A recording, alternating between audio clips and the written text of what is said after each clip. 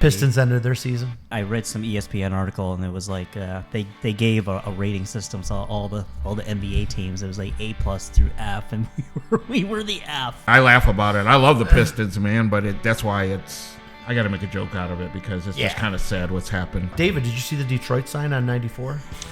No, see but it? I saw some of the. I feel like it's getting a bad rap. I just love how online they're making jokes about how it looks like it was made from word clip art. An appraisal is just one person's opinion of value. Exactly. It's one person. I've had several appraisals on the same property with like a pretty big variation, pretty big difference. I mean, it could happen. It's one person's opinion. Exactly. Every buyer, when they put an offer in, should think about their competition. When you have any buyer that really wants a house, they need to understand that potentially there's that type of client out there that they're competing against. Absolutely. Right? Okay, welcome back to the Real Estate Tailgate. I am Mike Mitchell with Berkshire Hathaway Key Realty, along with David Underwood with Top Flight Financial. How's it going, David? It's going wonderful, man. Good to see you. Good to see you. We're mid-April already. Beautiful weather. Yeah. Well, some beautiful not weather. Today so much. It's raining today, but it's been. Yeah, it's spring raining. is here. It looks like. Yeah, it's rainy and gloomy today. And before we get started, I just want to give another birthday wish to our producer, our esteemed Walter producer. Hooper. It was his birthday the other day. Happy belated, man. You know. Happy belated, Walter. Well, thank you guys. Hoop, hoop. Appreciate y'all. Yeah, spring's here, man. I'm looking forward to not only spring real estate season, but festivals and music in the park, all that good stuff. The Socials District and St. Clair Shores. I'm a summer guy. I'm looking forward to it all. Yeah, same here. I stand the winters, but I'm not a winter guy. We tolerate them. Yes, absolutely. Exciting night in hockey the past few days. I was just gonna say, I know. The last two nights. 2 overtime wins, but unfortunately, we couldn't do it, man. We didn't get the help. Washington didn't help us, but wow, what an exciting couple nights in hockey for Red Wings. Wow. Yeah, that's why I got my Red Wings hat on in honor of what they tried to do. Great season. Good season. Yeah. They're getting close. Wow, 3.3 seconds they tie it up. That was crazy. What a game. Yeah, and you were at the game, not last night, but the Monday last night home game. Yeah, and they tied that one up. Lucas Raymond tied it up and then had the game-winning goal in overtime also. So, yeah, the crowd there was amazing. It was pretty wild. Yeah, I talked to you. I think I told you that I wasn't able to. I was doing some late night work. That would have been Monday night, right? Yep. And then I knew you were at the game, and I was checking the score, and I think it was like 4-2. The Wings were down, and I was saying to myself, "Yeah, we're done." And then when I got done working and I checked the news and they showed the news clip, man, it looked like all the fans there were celebrating like we won the Stanley Cup. Yeah. It was exciting. It was fun. And then last night they did it again. Last night I said the same thing. I said to my wife with like a minute left. I'm like, well, I think there's less than a minute. It's probably like 30 seconds. I'm like, well, that's it. Season's over. It wasn't even our zone. I was like, oh. And then 3.3 seconds they tie it up. It was crazy. Wow. It was exciting. So, and I worked late last night too, so I just caught the third period. But yeah, it was exciting. Yeah, I was at a networking event, and I left before the end of the game, and I thought the same thing, that we were just. I mean, I had even mentioned to someone that I had a feeling that we might have some life, but we wouldn't get help from the Flyers. The Flyers and had to beat then the Caps. emptying that goal too. Oh man, it just. Yeah, that hurt, but the Flyers had to win in regulation, so that's why they pulled their goalie so early. Yeah, they did. 1 point wasn't going to help them. They had to win in regulation, but anyways, good season. Red Wings. Looking forward to next year. So Detroit sports is picking up. That's right. We got the Tigers too. They've had a couple of series games already. Pistons ended their season. Yeah. Well, Yeah. I read on ESPN. They cleaned out their lockers, 14 wins. Oh my God. Next year. I read some ESPN article, and it was like they gave a rating system to all the NBA teams. It was like A+ through F, and we were the F. Like, We got an F? Really? Oh yeah. An actual F? Really? Why? Yeah. Why? Because of our record? Just yeah. No, yeah, it's sad. I laugh about it. I love the Pistons, man, but that's why I got to make a joke out of it because it's just kind of sad what's happened. So, I mean, Still our team. Still our well, it's our team. Detroit sports, man. The thing that hurts about it is that you thought last year was bad. You didn't think it could get any worse, right? Right. And unfortunately, what did we do? Yeah. It just We broke our own record. So hopefully it'll come true that we can't get any worse than this year. one can hope, right? Yep. So yeah, we're looking forward to the changes. So Then the draft is next week. It's here. Yeah, Just about here. that's the Lot going big on. thing. Downtown, they're getting everything ready. NFL draft in the D. David, did you see the Detroit sign on 94? No, see it? but I saw some of the. I feel like it's getting a bad rap. Like, I don't think it's that bad. I drove by, and the picture you're seeing on social media isn't the best picture, to be honest. But I drove down 94, or was it Saturday, coming back from the airport, and I saw it, and it looked pretty good. It was not like what I was seeing on social media. I didn't think it looked that bad. Well, I yeah. think it looks kind of cool. Well, yeah, I just saw some of the comments and some of the pictures. I mean, you know, the Everyone's so negative on social media. Well, I think it's because of the rendering, the initial rendering, and of what it probably was going to look like, just looked a whole lot better. That was an AI generated rendering, right. So yeah. There's nowhere in Detroit where you see that view of some hill right before the Renaissance Center. Like, I've never seen that. I've been here all my life. Yeah, some people are calling it a mountain. They're like, Yeah. yeah, we don't have a mountain. There's like no that hills, near especially downtown." in front of the Renaissance. Like, I just love how online and they're making jokes about how it looks like it was made from word clip art. Yeah, I didn't I see thought that it would have been exact cool one. with the Old English D, but then my buddy said, well, but then it's just the Tigers. I'm like, but we're all Old English D, but it is the Tigers logo, but I think everyone embraces it, right? All the teams embrace it. You'll see Lions players wearing an Old English D hat, same with Red Wings players. So, but anyways, I didn't think it was that bad. Okay. Yeah. So if you get a chance, drive by, check it out. Yeah, I will. Yeah, probably in the next couple of days. I got to head down to Ohio, so the way I'll go is probably down. Your way 94. back, you'll see it. It's in Southwest Detroit. Yeah. So cool. So what's going on in real estate? How are the rates? How are the rates? Well, guess what? The rates are the same. The rates are the rates. Yep, the rates are the rates, man, and they've just been seesawing up and down, and unfortunately, yeah, we've been getting close to how high they were even before the end of the year. So they've been seesawing, and once again, we've mentioned it before. Rates are not the all. Homes are selling. People are buying homes. People are selling homes, especially people that have to. They have to relocate and whatnot. So there's real estate transactions being done, and the thing that I try to tell everyone is that if you want to buy or if you have to buy, probably right now the sooner the better, because you're just going to be in a better position to start gaining equity a little bit quicker, because the market is still a little hot because of the lack of inventory. Yep, absolutely. Prices are still on the rise. Yep. So that's it about rates, man. Cool. So today we want to talk about appraisal guarantees. Appraisal what? And I think a lot of people have a hard time understanding it. But they'll nod yes and say they get it, but they don't. Exactly. Yeah. All the time. Yep.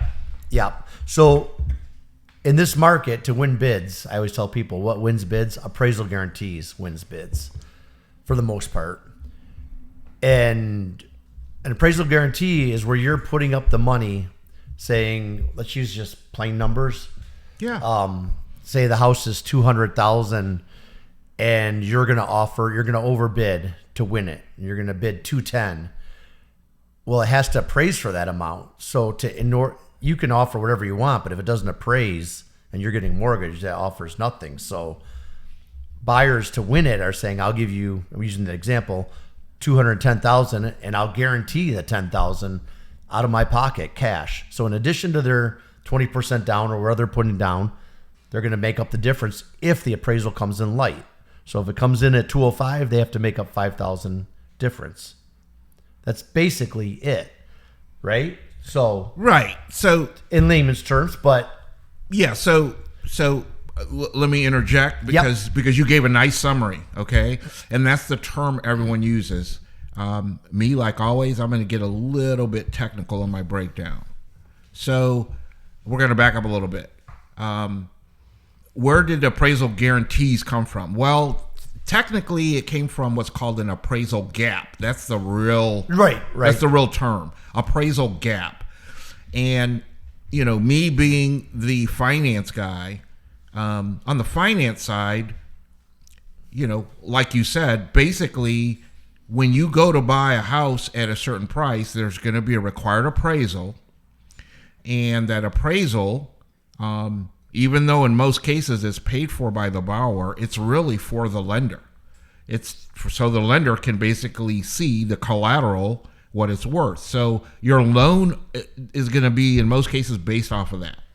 Okay. Right. So, like you said, $200,000.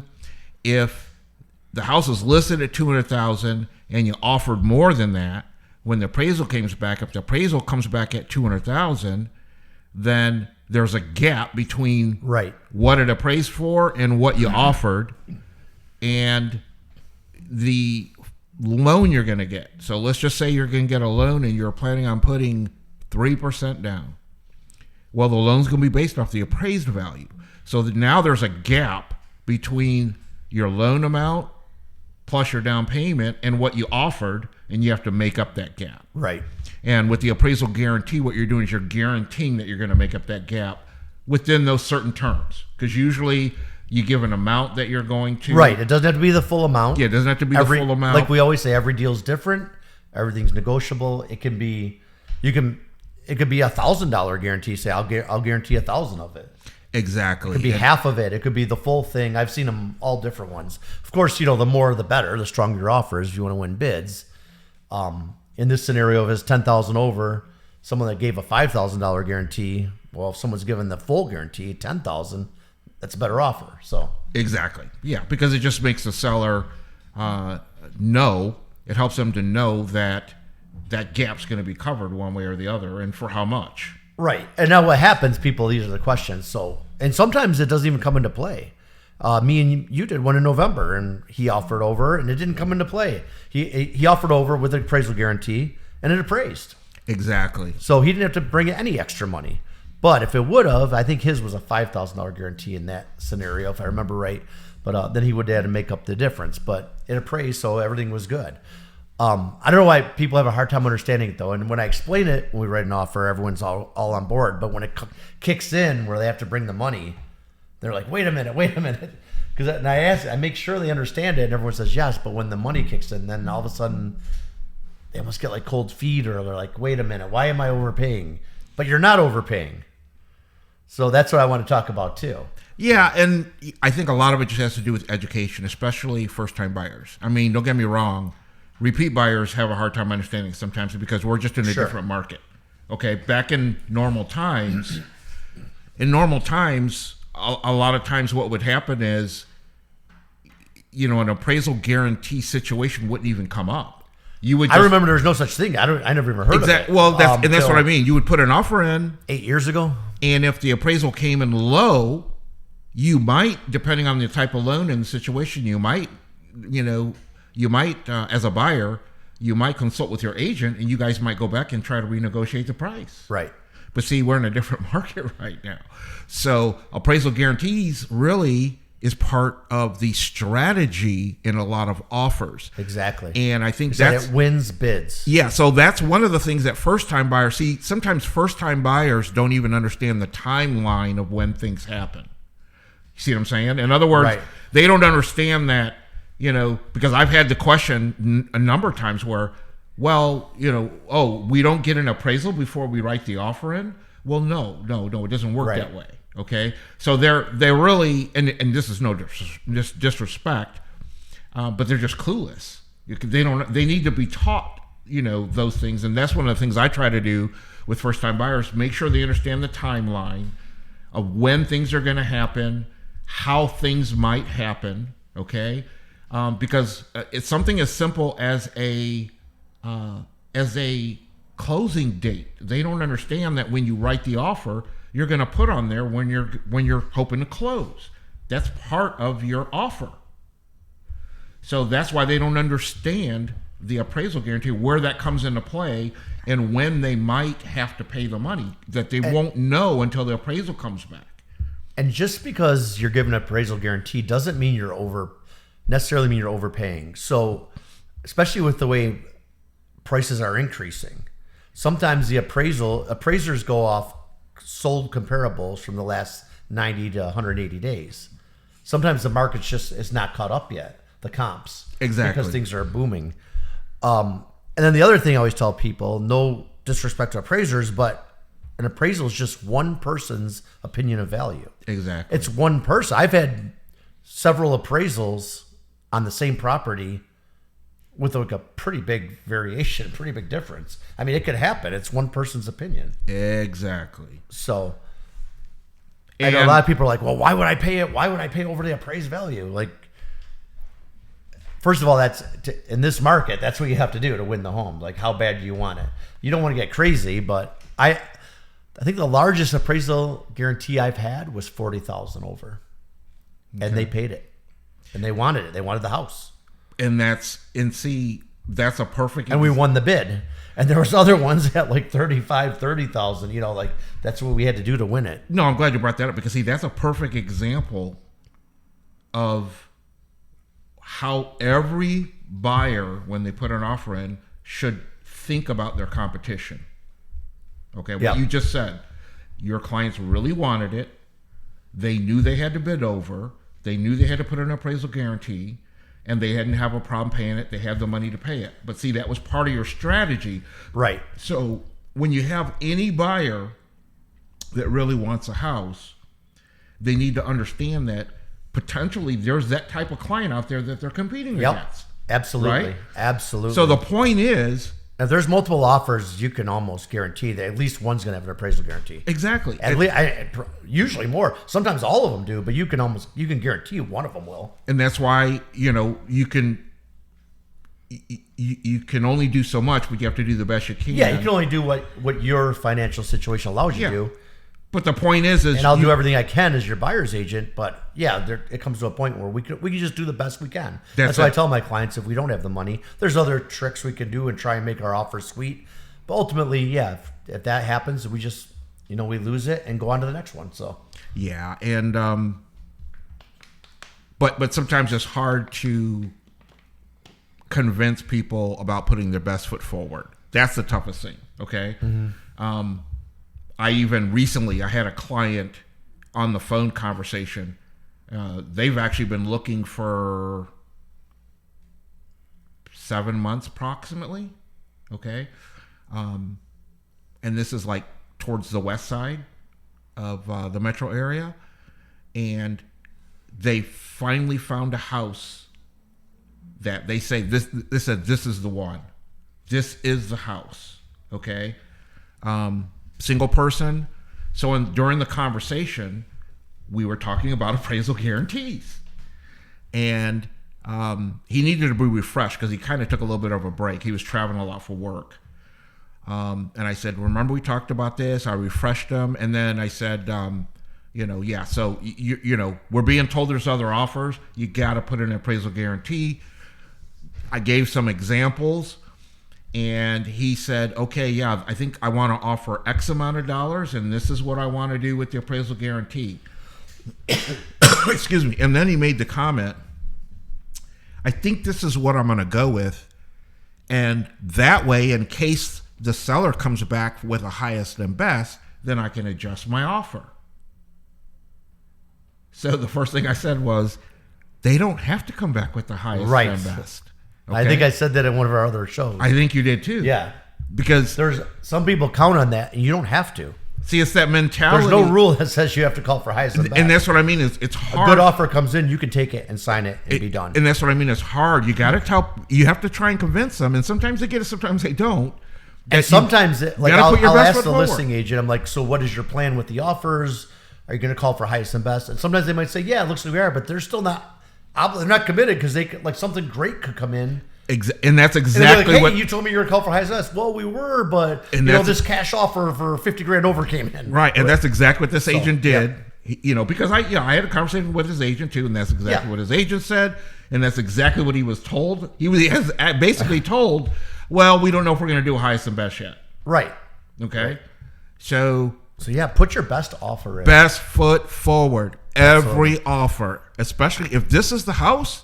I mean, if you're going to spend the time to put an offer in, best foot forward. So without an appraisal guarantee, so people understand, say I had a listing last year. It was a condo. It was low price, like $115. And I remember I got an offer like a $140. I'm like, are you going to give me an appraisal guarantee at all? Oh, no. I'm like, well, that offer's useless to me because it's not going to appraise for $140. It was like a $120 condo, $115 to $120.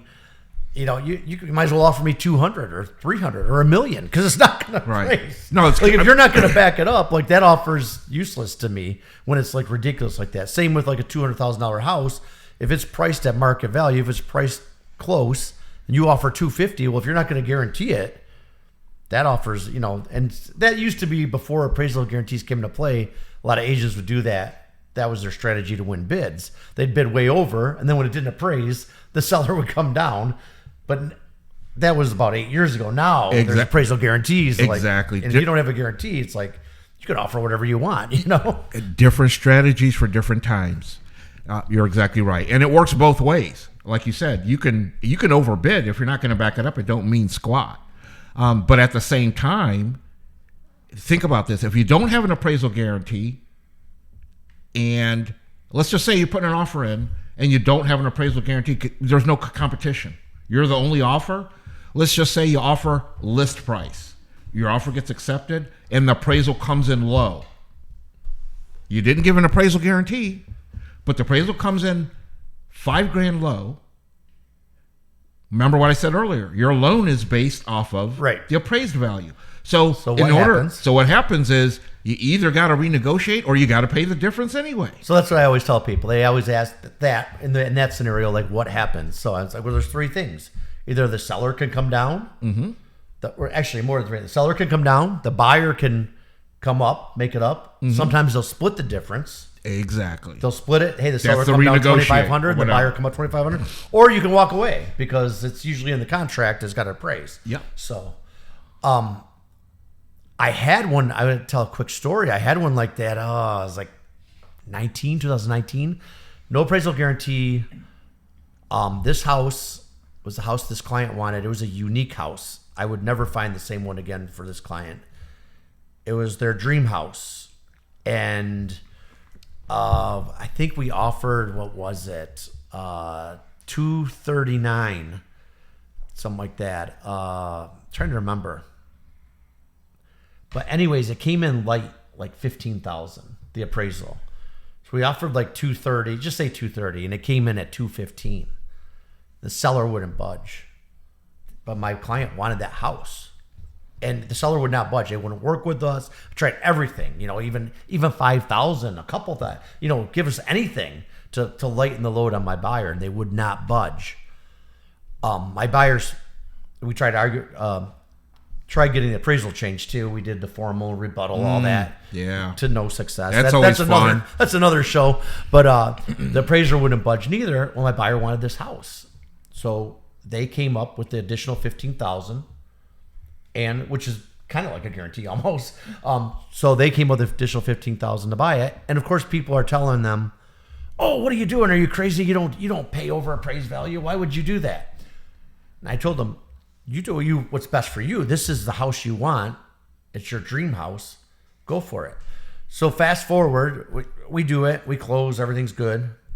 Fast forward a year later, about a year, and this is when interest rates were on the decline. And they called me like, "Hey, we're going to refinance because rates have dropped, whatever, like a full percent. I'm like, yeah, that's probably a good move. Talk to your lender. And they call me back again, and like, guess what? This house appraised for $250. A year later, appraised for $10,000 more than what they asked for. I'm like, remember everyone that was chirping your ear, telling you you're crazy? Like, listen to your real estate professionals. Listen to your mortgage professionals. We're not always right, but I mean, like, I didn't think they were overpaying. Yeah. I knew what the house. I thought it was a bad appraisal myself. Well, and it was a tough appraisal. It was a unique home for the area. It was a very unique home. It was a large home. And but yeah, look where it's at. So they're very happy to this day. Yeah, and that just brings us back to, we've been talking a lot today about appraisal guarantees and appraised value, but a lot of times we forget about what's called FMV, fair market value. More realtor acronyms.